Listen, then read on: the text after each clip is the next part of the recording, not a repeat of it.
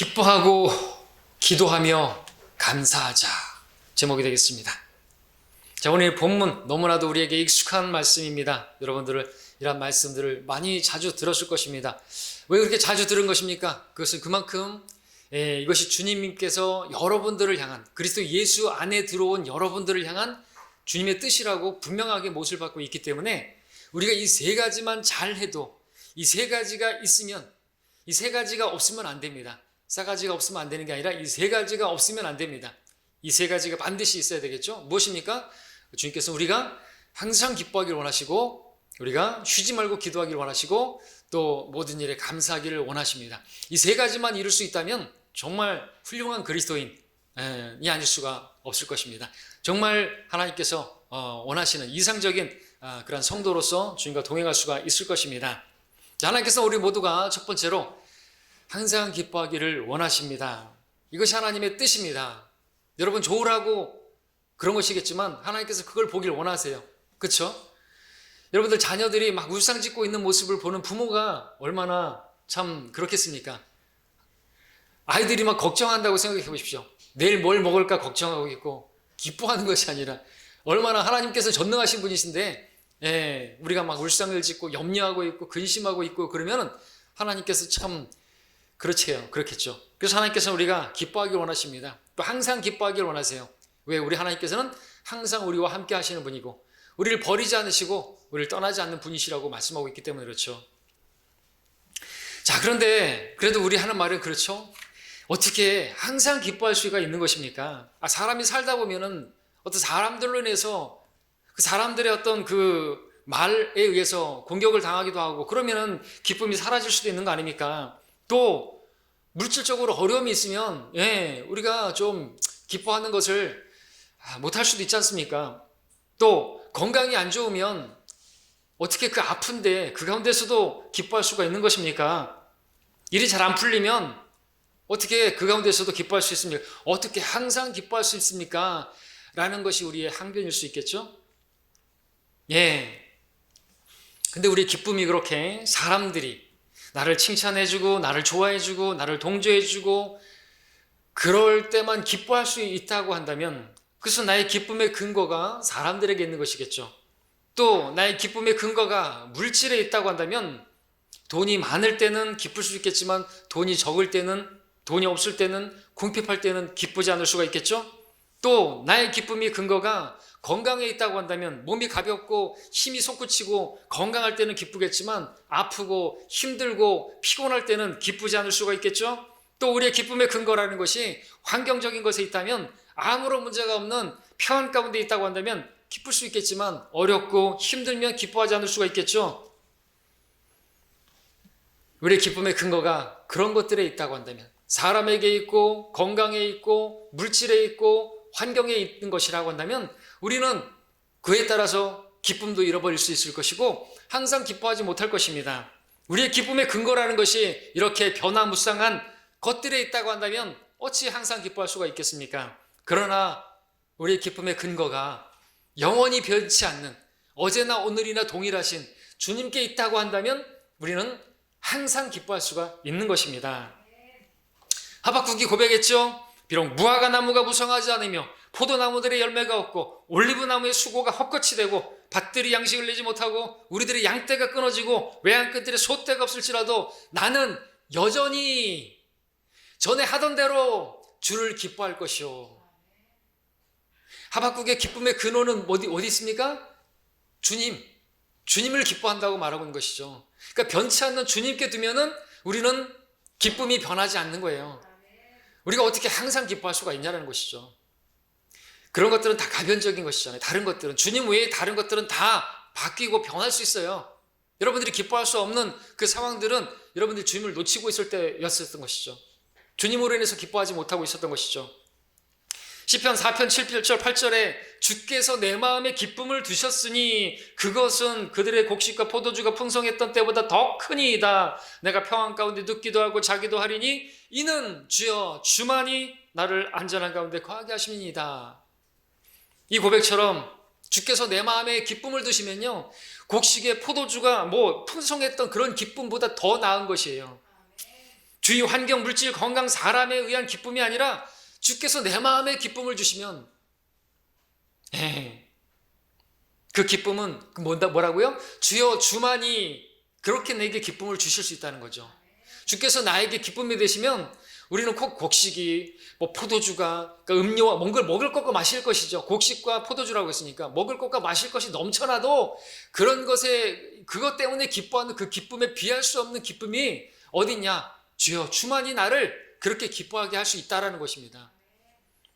돈이 많으면 행복합니까? 아니지 않습니까? 솔로몬은 뭐라고 말했습니까? 자, 빌립보서 4장 4절 말씀도 기억하시죠? 주 안에서 항상 기뻐하라. 내가 다시 말하노니 기뻐하라. 다시 말하노니 주 안에서 기뻐하라는 것입니다. 다시 말하면 이거는 주를 기뻐하라는 것이죠. 주 안에서 기뻐하라. 영어를 다시 또 직역하면 이건 주 안에서 기뻐하라. 주를 기뻐하라 말할 수가 있는 것입니다. 또 그렇게 교열되기도 했는데 항상 주님으로 인해서 기뻐하는 사람이 항상 기뻐할 수 있는 것이죠. 우리의 기쁨의 근거는 환경이나 사람이나 물질이나 건강이 있는 것이 아닙니다. 하나님께서 나에게 건강을 주시면 기뻐할 수 있는 것입니까? 예, 건강하지 않는 중에도 기뻐할 수가 있는 것이어야 되죠. 우리의 기쁨의 근원은 다른 것에 있지 않냐고 우리 안에 계시는 그리스도께 있기 때문에 그렇습니다. 그러면 기뻐할 수가 있는 것이죠. 자, 이렇게 우리가 모두가 기쁨의 근원을 다른 데 두지 않고 주님께 둬서 항상 기뻐하는 우리가 되기를 바랍니다. 두 번째, 주님의 뜻은 쉬지 말고 기도하라 그랬습니다. 그런데 또 우리는 항변할 수 있습니다. 어떻게 쉬지 않고 사람이 기도할 수 있습니까? 우리 밥도 먹어야 되고 잠도 자야 되고 공부도 해야 되고 놀기도 해야 되고 근데 어떻게 쉬지 않고 기도할 수 있습니까? 라는 항변이 또 우리 안에서 이렇게 나오는 모습을 보게 됩니다. 그러면서 이렇게 말할 수도 있죠. 이렇게 말한 사도 바울은 쉬지 않고 그렇게 기도만 했습니까? 사역도 했고 말씀도 전파했고 교회 세우는 일도 했고 했지 않았습니까? 따질 수 있을지 모르겠습니다. 자, 그런데 사도 바울은 어떻게 했습니까? 그렇게 쉬지 않고 기도했습니다. 로마서 1장 9절에 내가 그의 아들의 복음 안에서 나의 영으로 섬기는 하나님께서 나의 증인이시니 나의 기도에 쉬지 않고 항상 너희를 말하며 디모데후서 1장 3절에 선조 때부터 순수한 양심으로 내가 섬겨오는 하나님께 감사하는 것은 나의 밤낮 기도하는 가운데 쉬지 않고 너희를 기억함이며 에베소 1장 16절에서 너희로 인하여 감사드리기를 그치지 아니하고 나의 기도에 너희를 말하며 골로새서 1장 9절에서 이런 연유로 우리도 그것을 들은 날부터 너희를 위하여 기도하고 간구하기를 그치지 아니하노니 실제로 그치지 않고 쉬지 않고 그렇게 기도를 했단 말이죠. 그 사람은 밥도 안 먹고 잠도 안 자고 바울이 기도했다는 말입니까? 그런 말은 아닌 것이죠. 쉬지 말고 기도하라는 말은 두 가지로 말할 수 있는데 첫 번째는 기도하는 일을 쉬지 말라는 말이죠. 여러분이 기도하는 일을 여러분이 하루에 몇 번 정해놨습니까? 그러면 그것을 쉬지 말라는 것입니다. 오전에 다니엘은 몇 번 기도했죠? 하루에 몇 번 기도했어요? 3번 기도했죠? 그러면은 그렇게 기도하는 일을 쉬지 말라는 것이죠. 기도 금지하는 그런 법이 제정이 되려 할지라도 기도하는 일을 쉬지 말아야 되는 것이죠. 여러분들도 하루 3번 기도하시죠? 밥 먹을 때 기도하는 거 빼고요. 자, 기도하는 일을 성경에서 이렇게 말하고 있습니다. 항상 날마다 꾸준히 그치지 아니하고 누가복음 18장 1절에서 그때 주께서는 사람들이 항상 기도하고 낙심하지 말 것을 하나의 비유로 그렇게 불의한 재판관의 비유로 말씀하셨습니다. 그리고 누가복음 21장 36절은 그런 걸 깨워서 항상 기도하라. 데살로니가 후서 1장 3절에서 형제들아 우리가 너희를 위하여 항상 하나님께 감사드리는 것이 마땅하고 합당하니. 자, 무슨 뜻입니까? 이렇게 기도는요 쉬지 말고 그치지 않냐고 항상 꾸준히 그렇게 기도하라는 것입니다. 그래서 쉬지 말고 기도하라는 말은 두 번째로 항상 주님과 교제 가운데 있으라는 말이죠. 예, 마치 전기 플러그가 그렇게 콘센트에 꽂혀져 있는 것처럼 그 교제가 있어야 된다는 거죠. 항상 우리 마음을 하나님께 두라는 말이죠. 마음을 하나님께 두는 것, 기도할 때도 마음을 하나님께 쏟아 놓는 것, 그러니까 항상 우리가 주님과의 그 교제 가운데 항상 있어야 된다. 생각해 보십시오. 기도라고 하는 것이 우리가 형식적으로 또 외모로 보는 어떤 단지 손을 모으고 두 눈을 감고 무릎을 꿇고 그것이 기도라고 한다고 한다면 우리는 절대로 쉬지 않고 기도할 수가 없겠죠. 그것은 참된 기도가 아닌 것입니다. 예. 기도라고 하는 것은 우리 마음을 주님께 쏟아 놓는 것이죠. 우리 마음이 두 마음이 아니라 한 마음으로 주님 앞에 나아가는 것입니다. 이것은 주님과 우리가 포도나무와 가지의 관계처럼 항상 이렇게 연결되어 있어야 한다라는 것과 같습니다. 우리 마음이 항상 주님과 연결되어 있어야 한다. 그래야 가진 우리가 메마르지 아니하고 주님으로부터 풍성한 생명을 공급받을 수가 있기 때문에 그렇죠. 그러니까 기도는 단절되지 않는 주님과의 연합, 주님과의 교제를 말하는 것입니다. 이게 바로 쉬지 말고 기도하라는 그러한 말씀의 의미인 것이죠. 기도를 흔히 성도의 호흡이라고 말하지 않습니까? 호흡이 끊어지게 되면, 호흡을 쉬게 되면 죽는 것이죠. 영적인 생명은 끝나는 것입니다. 그처럼 포도나무이신 주님과의 교제가 끊어지게 되면 우린 죽을 수밖에 없는 것입니다. 호흡이 끊어지는 것이죠. 기도가 끊어지는 건 마찬가지죠. 기도가 막히면 죽는 것이죠. 우리 기도가 막혀도 죽는데 우리 기도가 막혀도 죽는 것입니다. 영적 생명은 말이죠. 여러분, 쉬지 말고 기도하라는 이 말씀, 이것이 우리를 향한 하나님의 뜻입니다.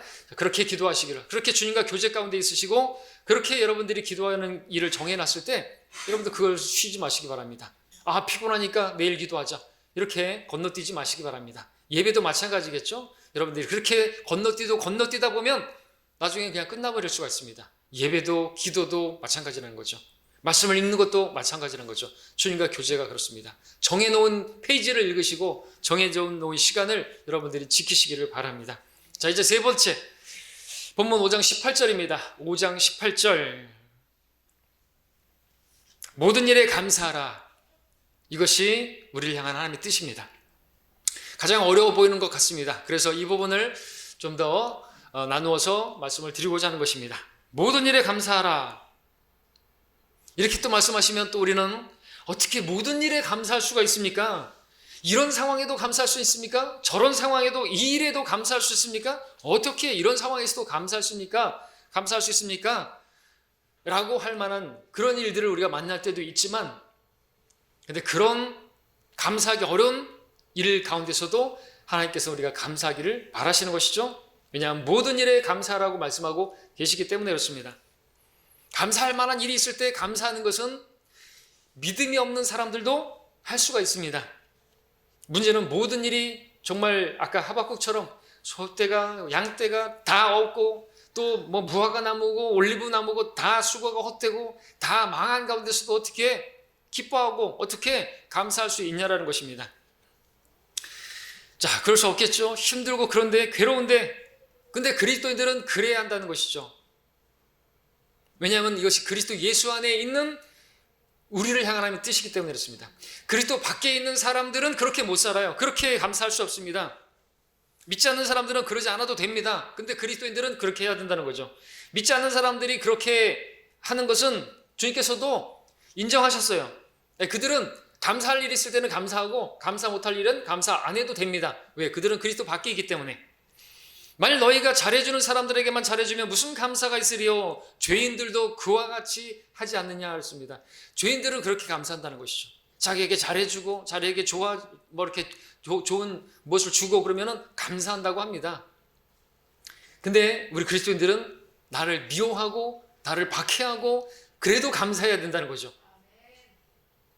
하나님께서 그 사람도 사용하셔서 나를 변화시키기 때문에 그렇습니다. 나에게 더 좋은 것을 주실 수 있기 때문에 그렇습니다.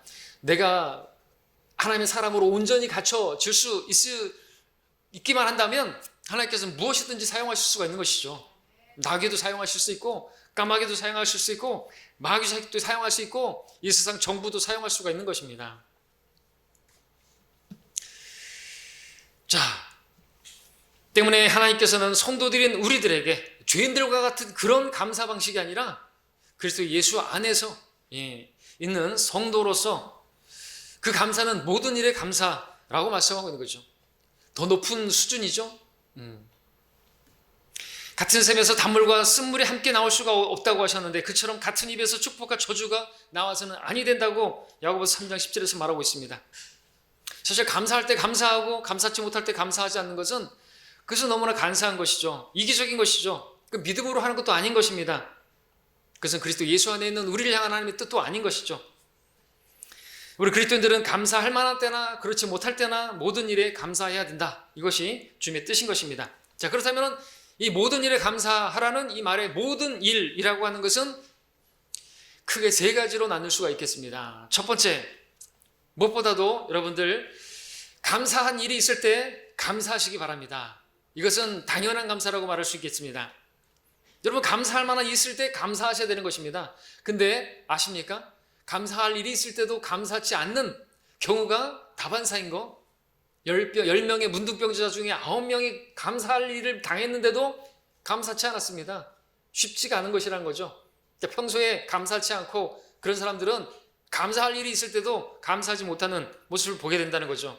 그게 다른 누가 아니라 바로 저예요. 여러분이죠. 감사할 일이 있을 때 감사하십시오. 내 몸이 건강하고 물질적으로 여유가 있고 화평이 있고 여러분 환경적으로 여러분 하는 일이 잘 되고 그러면 여러분들 하나님께 감사드려야 되는 것입니다. 학생은 원하는 학교에 진학했을 때 하나님께 감사하십시오. 학교를 졸업한 사람은 원하는 직장에 취직했습니까? 하나님께 감사하십시오. 결혼을 앞둔 사람이 결혼을 원하는 상대하고 결혼했습니까? 하나님께 감사하십시오. 사업하는 분들은 사업이 잘 될 때 하나님을 기억하고 감사하십시오. 왜 그렇습니까? 이러한 감사할 만한 그 모든 좋은 것들은 누구에게 온다고요? 주님께로부터 온다고요. 모든 좋은 선물과 모든 온전한 선물이 위로부터 그 빛들의 아버지께로부터 내려온다고 말씀하고 있습니다.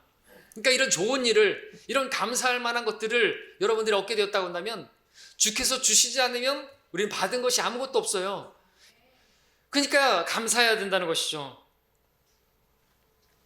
번성케 해 주셨으면 감사하시기 바랍니다. 여러분이 먹을 것이 있습니까? 감사하시기 바랍니다. 집이 있습니까? 감사하시기 바랍니다. 그 여러분들이 여러분의 능력으로 된 게 아닌 것이죠.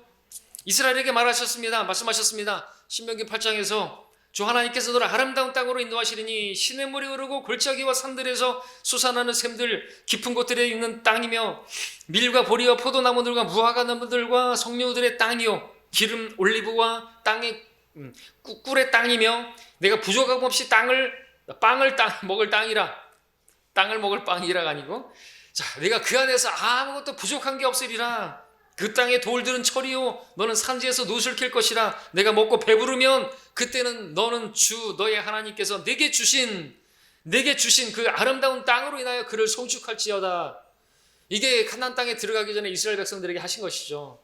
근데 그들은 어떻게 했어요? 처음에는 잘했는지 모르겠지만 시간이 지나면서 잊어버렸어요. 자기가 자기 능력으로 된 것처럼 착각했단 말이죠.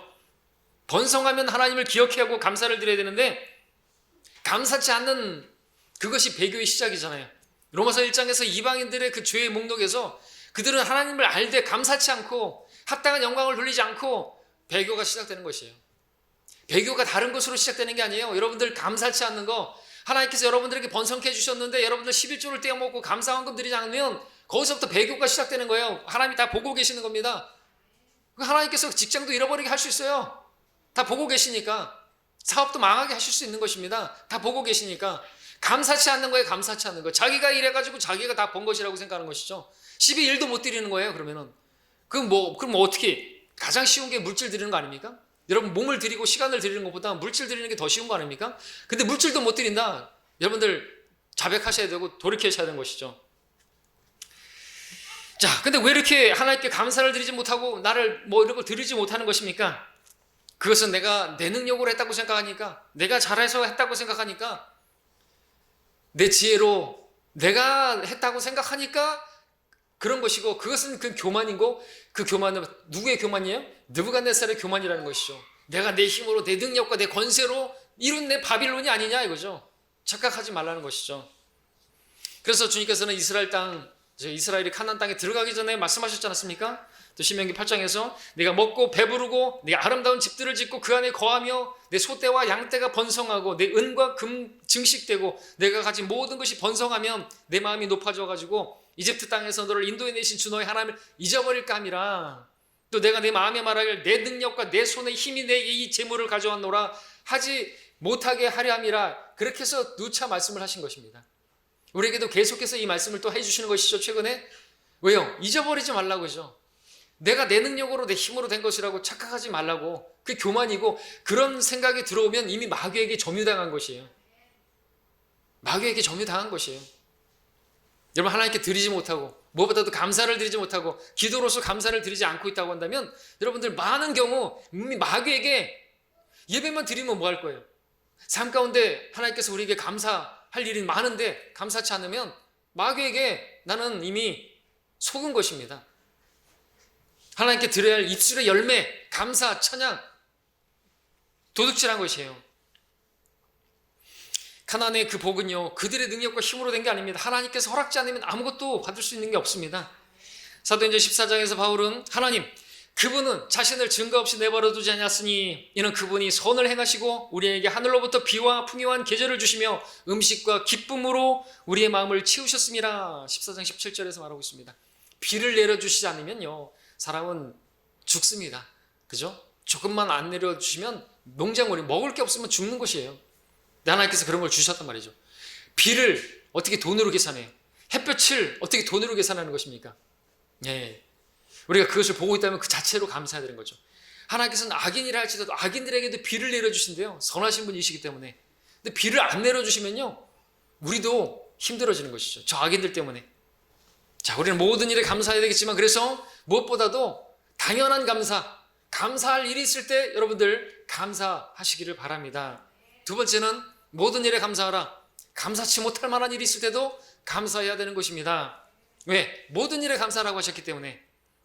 번성할 때만 감사하는 것이 아니라 여러분들이 궁핍한 중에라도, 고난이 있고 환난이 있고 여러분 몸이 건강하지 못하고 그럴 때라도 여러분들 감사해야 하는 것입니다. 학생은 원하는 학교에 진학하지 못한 경우에도 여러분 하나님께 감사하시길 바랍니다. 원하는 직장에 취업 못해도 하나님께 감사하시기 바랍니다. 직장을 구하지 못했어도 사업이 어려움이 있다 할지라도 감사하시기 바랍니다. 왜 그래야 됩니까? 고난과 환난 중에도 우리가 하나님께 감사드려야 할 이유는, 그것을 또 두 가지로 말씀을 드릴 수 있는데, 첫째는 하나님께서 우리를 돌아볼 수 있게 하는 기회를 주시니까, 우리 죄를 깨닫고 하나님께로 나아갈 수 있는 길이 바로 그런 고난이고 그런 환난이고 궁핍이고 그런 것이니까. 시편 저자가 말합니다. 내가 고난을 당하기 전에는 길을 잃었으나 이제는 주의 말씀들을 지키나이다. 내가 고난을 당하는 것이 내게 좋사오니 이는 내가 주의 규례들을 배우기 때문이라. 하나님 말씀을 통해서, 설교를 통해서 들었는데 배웠는데 다 잊어버렸어요. 그러나 고난이 왔네요. 그 말씀대로 그렇게 하지 않아서, 감사치 않아서 고난이 왔습니다. 궁핍이 왔습니다. 고난이 왔어요. 그래서 근데 그 고난을 당하고 나서 이제 주의 말씀을 배우게 된 것이, 실제로 배운 것이에요. 느부갓네살도 실제로 배우게 됐잖아요. 다 들었지만, 다니엘 통해서 들었지만 치워버렸어요. 말씀을 치워버렸습니다. 그랬더니 7년 동안 그렇게 짐승처럼 고생을 하게 되지 않았습니까? 깨달은 것이에요. 그리고 주님을 높였지 않았습니까? 그리고 주님께 감사드리지 않았습니까? 자, 고난 당하기 전에 우리 마음이 교만했거나 또 내 생활이 게을렀거나 불성실했거나 허탄한 마음에 어떤 것들에, 세상의 것들에 마음을 빼앗겨서 잘못을 범했다고 한다면 고난은 오는 것입니다. 그 고난은 우리에게 좋은 약이 되고 우리에게 유익이 되는 것입니다. 히브리서에서는 우리가 죄와 맞서서 싸워야 하는데, 죄와 맞서 싸워야 되는데, 피 흘리기까지 싸워야 되는데, 그 전쟁을 해야 되는데, 그러지 않아가지고 우리가 죄를 지면 주님께서는 우리에게 징계를 하신다고 말씀하시는데, 그 징계도 사랑하시기 때문에 하는 것이고 우리에게 화평한 의의 열매를 맺게 하시는 것이니 우리는 어떻게 해야 돼요? 우리는 감사해야 되겠죠. 우리가 하지 않은 것, 해야만 한 일을 하지 않았을 때 우리는 고난이 오면, 징계가 오면 우리는 돌아볼 수 있어야 하는 것입니다. 그리스도인이니까 그것이 가능하죠. 그러면 이제 그걸 통해서 우리가 주의 규례를 배우게 되고, 주의 말씀을 지키는 그런 우리가 될 수가 있기 때문에 그렇습니다. 그러므로 우리는 고난이 와도 감사해야 하는 것이죠. 둘째, 우리는 또 환난 중에도 감사할 수 있어야 되는데, 환난을 통해서 우리 믿음이 연단을 받기 때문에 그렇습니다. 바울은 로마서에서 이뿐만 아니라 우리가 환난 중에도 즐거워하니 환난은 인내는 연단은 소망을 이룬 줄 알기 때문이라 그랬습니다. 연단, 단련된 믿음, 불순물이 없는 순도 100% 그런 정금 같은 믿음, 여러분 원하시죠? 네. 생각하기는 그런 믿음으로 우리가 살지 못한다면 면류관도 없을 것이에요. 금면류관 못 쓸 것입니다. 찌꺼기가 있는 그런 그것이 어떻게 면류관으로 재료로 합당합니까? 그렇죠? 우리 믿음이 우리 육신적인 어떤 그런 내 어떤 그런 것들이 섞여 있다고 한다면, 예, 주님을 온전히 믿는 그 믿음에 의한 그런 정결한 믿음이 아니라고 하면 그 면류관도 기대하기 어려울 것이에요. 사도 야고보는 그 서신서에서 이 세상에서 우리가 여러 가지 시련을 만나겠지만 그것들은 오히려 우리를 온전케 하고 잘 갖추어지게 해서 아무 부족한 사람이 없게 합당한 사람으로, 어떤 사람이요? 우리가 면류관을 받기 합당한 사람으로 만들어 주시는 것이니 기뻐하라는 것이겠죠. 기뻐하라고 말하고 있습니다. 감사해야 될 건 우리가 이걸 안다면, 시련이 오면 감사해야 되겠죠. 환난이 와도 감사해야 되겠죠. 예, 우리는 그 가운데서도 모든 일에 감사할 수가 있게 되겠죠. 과연 주님께서 나의 선한 목자이심을 믿는다고 한다면, 환난 중이라도 하나님은 선하신 분이시고 가장 좋은 것을 주시는 분이시라 오전에 말씀드렸던 것처럼 그렇게 믿는다면 우리가 그 가운데서도 감사할 수 있어요. 감사할 수 있습니다. 환난 중에도, 고난 중에도 감사할 수가 있는 것이죠. 왜? 하나님께서 이모저모 다 사용하셔서 합력하여서 사랑하는 자들, 주를 사랑하는 자들에게 합력해서 선을 이루시는 분이기 때문에 그렇습니다. 그렇다면 우리도 이 환난도 우리에게 유익이 될 것을 믿고, 그러면은 이제 첫 번째로 나와야 될 게 감사해야 되는 것이죠. 그러면 현재 상황이 어두워 보이고 미래가 불확실해 보이고 또 상황이 어렵고 코로나로 인해서 여러분들 생업에 어려움이 있다 할지라도 여러분들, 그분은 선하십니다. 우리에게 가장 좋은 것을 주시는 분입니다. 그분은 실수하지 않는 분이십니다. 그렇다면 그 하나님을 믿어야 되는 거죠. 여러분, 조용기 목사가 믿는 하나님 믿는 거 아니에요. 우리는 조엘 오스틴이 믿는 그 하나님 믿는 거 아닙니다. 우리 하나님하고 그들의 하나님 달라요. 그들의 반석하고 우리 반석은 다릅니다. 우리 하나님은 그냥 우리를 산 정상에만 세우시는 분이 아니에요. 우리 주님은 골짜기에 백합하세요. 골짜기 저 밑바닥에서 만날 수 있는 분이라는 것이죠. 예, 거기서 건져 올리시기도 하시고 또 우리를 낮추시기도 하시는데, 우리는 올라가도 내려가도, 총리가 돼도 아니면 사자굴에 던져져도 우리는 감사해야 되는 것입니다. 모든 일에 감사해야 되는 것이죠. 자, 그렇다면 우리는 환난 중에도 감사를 해야 되는 것이죠. 실제로 환난 중에 감사했던 사람들, 믿음의 사람들입니다. 무엇보다도 지금 본문을 기록하고 있는 모든 일에 감사하라고 했던 사도 바울, 옥중서신에서, 특별히 빌립보서에서 제일 많이 보여지는 게 뭡니까? 기뻐하라, 감사하고, 이것이 아주 넘쳐나고 있습니다. 다니엘도 기도하면 사자굴에 던져질 수밖에 없은, 죽을 수밖에 없었던 그 상황인데 그때 하나님께 원망을 하지 않고 투정을 하지 않고 감사를 드렸습니다. 욥도 자신의 모든 소유와 자식들까지 다 잃어버린 그 상황에서 하나님 앞에 원망하지 않고 하나님을 송축하였습니다. 이처럼 환난을 당하고 어려운 일을 당했을 때 감사할 수 있다면 그것은 참으로 놀랄 일이고, 그건 믿음으로 하는 것입니다. 그리고 그럴 때 하나님께서 기뻐하시죠. 여러분들, 욥을 하나님께서 누구한테 자랑했죠? 마귀한테, 사탄에게 자랑했죠. 넌 욥을 누에서 봤느냐 이거죠. 저런 가운데서도 입술로 범죄하지 않고 나에게 기뻐하고 그 가운데서 감사하고 있다. 기뻐하시죠. 여러분들이 근데 그 가운데서 막 원망하고 그러면 안 되는 겁니다. 하나님이 기쁘시게 할 수 없죠. 믿음이 없이는 하나님이 기쁘시게 할 수가 없죠. 자, 근데 하나님께서 이와 같은 감사를 요구하세요. 이 수준 높은 감사를 원하십니다. 왜? 여러분들에게 아무것도 주시지 않고 그런 감사를 요구하시는 분이 아닌 것입니다. 그죠? 이름이 여러분들에게 말씀을 주셨고 또 여러분들에게 너무나 좋은 것들을 주셨고 여러분들이 그렇게 믿음을 가질 수 있는 모든 것을 주셨지 않습니까? 성령님도 주셨고, 그러니까 우리는 그리스도 예수 안에 있는 우리들은 모든 일에 감사할 수가 있는 것입니다. 저들은 못하는 것입니다. 성령님도 안 계시고 성경도 없고 아무것도 없기 때문에, 교회도 없기 때문에. 자, 세 번째, 마지막으로 모든 일에 감사, 이 부분. 감사할 수 없을 때도 감사하고 감사할 일이 있을 때 당연한 감사도 감사하고, 세 번째는요, 죽어도 감사해야 됩니다. 곧 죽어도 감사해야 됩니다. 하나님께 죽음 앞에서도 우리는 감사할 수가 있어야 되는 것이죠. 모든 일에 감사하라는 것은 죽는 일도 포함하기 때문에 그렇죠. 자, 우리는 죽음을 앞두고도 감사할 수 있어야 되는 것인데, 시편 116편 15절에서 주의 성도들의 죽음은 주께서 보시기에 값진 것이로다. 성도의 죽음이 값진 것은 그 죽음으로 이제 안식에 들어가기 때문에 그렇습니다. 성도가 죽으면 이제 하늘나라로 들어가는 것이에요. 그러니까 우리 그리스도인들은 믿지 않는 사람들처럼, 저 소망이 없는 자들처럼 그렇게 슬퍼만 하고 있지 않는 사람들인 것입니다. 우리는 장례식장에도 기뻐할 수 있는 사람들입니다. 예, 우리는 정말 어떤 성도가 힘이 들고 아파하고 그런 모습을 보면 우리도 마음이 아프고 우리도 울 수가 있겠지만 그분이 돌아가시면 우리는 눈물을 뚝 그쳐야 돼요. 왜? 이제 끝났어요. 여러분들, 다윗도 그 아이가 죽기 전까지는 울고 막 금식하고 했잖아요. 죽으니까 어떻게 됐어요? 뚝 그치고 일어났잖아요. 왜? 좋은 데 간 거예요. 좋은 데 갔어요. 우리도 마찬가지라는 것이죠.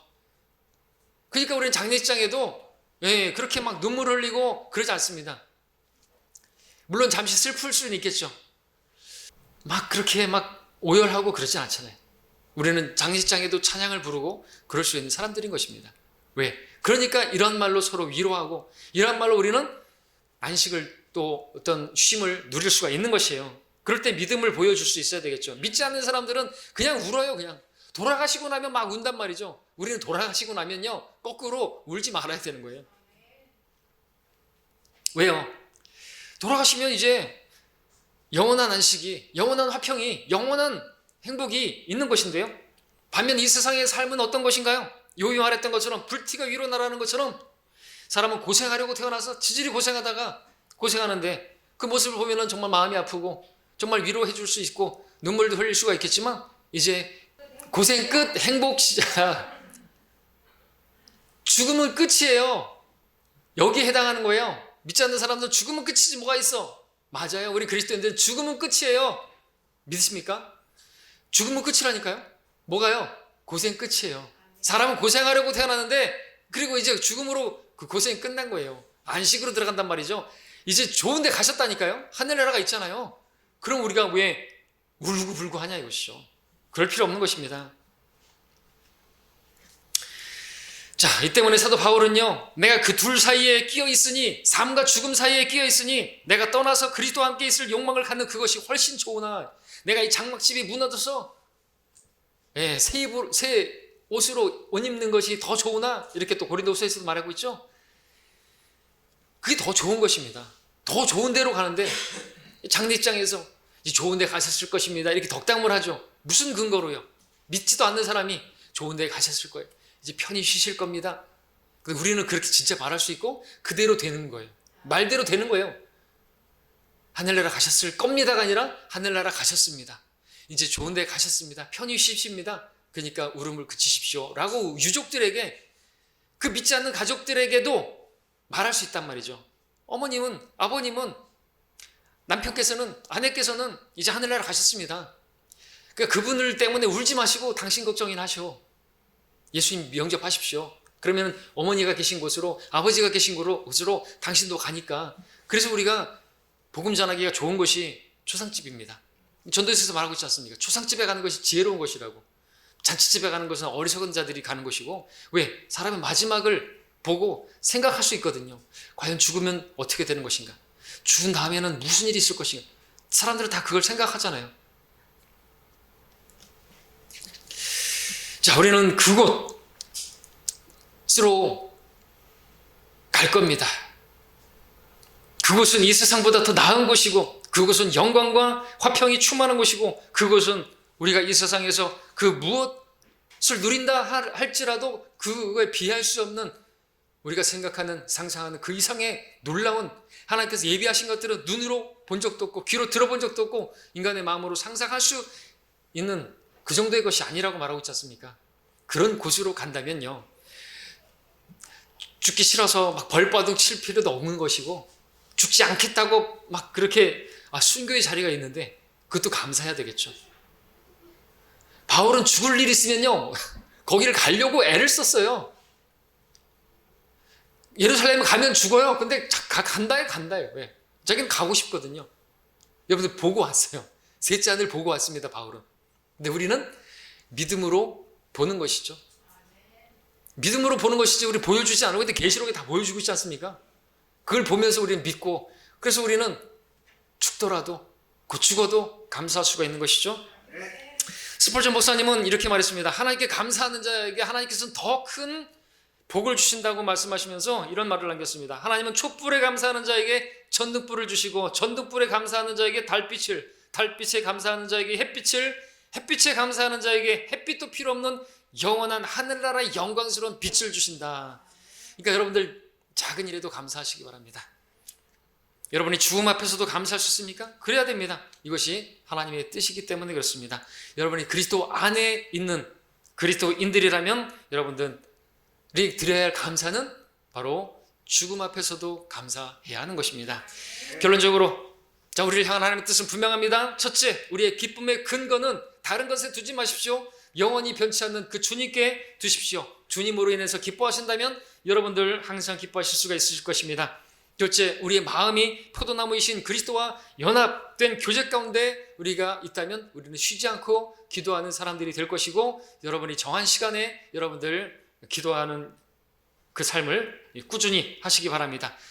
쉬지 않고 그치지 않고 하시기를 바랍니다. 그것이 주님의 뜻입니다. 세 번째, 우리에게 가장 좋은 것을 주시는 분이시니까 그분께서 허락하신 우리에게 모든 상황들은 그분이 허락하신 것이니까 우리는 그 가운데서 감사해야 하는 것입니다.